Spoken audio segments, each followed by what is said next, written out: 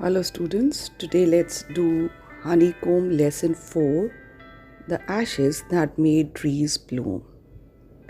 Why this title has been given? Actually at the end of the story, the ashes means the waste or the leftover of the burnt wood that makes trees bloom out with flowers and fruits. That's exactly what had happened at the end of the chapter. This is a highly emotional story. I would say this is the most interesting chapter of your book. It is a Japanese folk tale with the message of values such as honesty and compassion. Now, students, I'll read the first para. In the good old days of the daimyos, there lived an old couple whose only pet was a little dog. Having no children, they loved it as though it was a baby.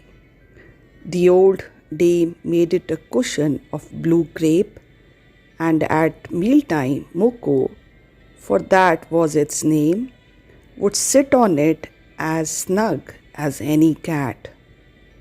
The kind people fed the pet with tidbits of fish from their own chopsticks and all the boiled rice it wanted. Thus treated, the dumb creature loved its protectors like a being with a soul.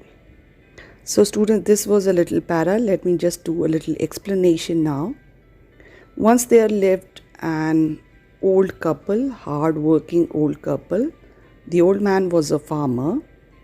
They had no child, so they loved their pet dog Muko as their baby. The couple fed the dog with their own forks. In return, the dog also loved them much. Every morning, Muko followed him to his fields. A heron walked in the footsteps of the old man to pick up the worms.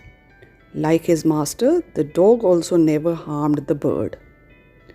One day, the dog motioned with his head to the farmer to some spot behind. At a little distance from there, the dog stopped. It started scratching the ground.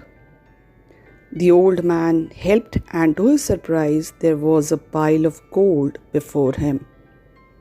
With this, the couple became rich. They even gave a feast, a party to their friends and neighbors. Now, in the same village, there lived another old couple who were very jealous of all this. They tried to take Mukut into their garden, served good food. Now, the dog, an intelligent creature, in a way understood their intentions. He took them to a pine tree and started scratching the ground in the same way as he had done earlier. Instead of gold coming out, came out a dead kitten. The couple got so angry that they killed the dog and flung him into the same hole they had dug. The incident of the dog's death reached the ears of its owner. He felt so bad as if he had lost his own son. He went to the place where his pet had been buried. He mourned for a long time. That night, he saw his dog in his dream. The dog asked him to cut the pine tree and make from its wood a mortar and a hand mill.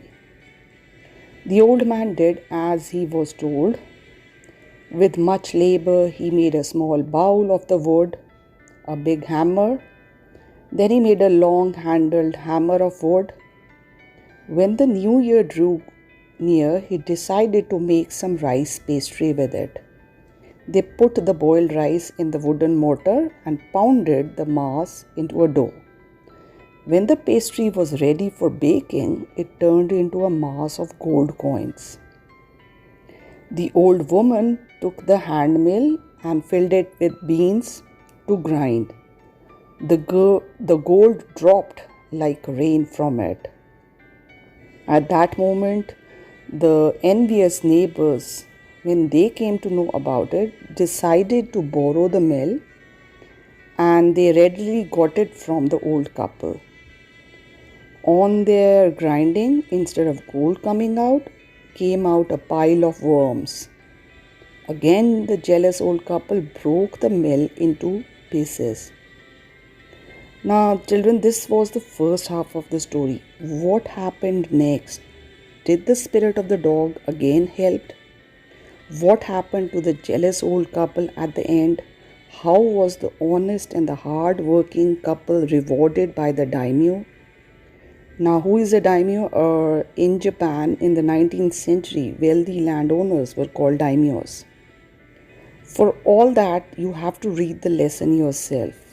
Chapter 4 of your honeycomb. This story has a moral that we should value honesty and compassion and hard work. In a way, should get over our setbacks and begin new if any mishap happens in our life. And at the end, did the ashes make the trees bloom? So please read the lesson yourself. That's all. Thank you. Happy reading.